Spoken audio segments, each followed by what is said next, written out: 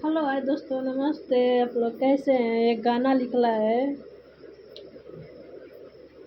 कि बाप का चड्डी फटी पड़ी है, बेटा गाना गाता है कि दबदबा है दबदबा रहेगा। वो सही बात है।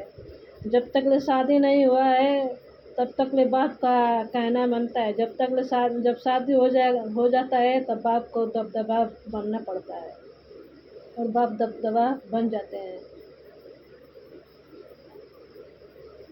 तो ये गाना सच में अच्छा ही है। एक तरह से अच्छा है, एक तरह से गलत नहीं है। वो सच में जो गाया है वो अच्छे गाया है कि बाप का चड्डी फटा पड़ा है, बेटा गाना गा रहा है कि दबदबा है दबदबा बना रहेगा। तो जब तक ले बीवी नहीं है तब तक ले बाप है, जब बीवी आ जाती है तो बाप दबदबे रहते हैं। बाप माताएं दबदबे हो जाते हैं। अगर अच्छा लगा तो एक लाइक एक कमेंट जरूर कर दीजिए। Bye bye.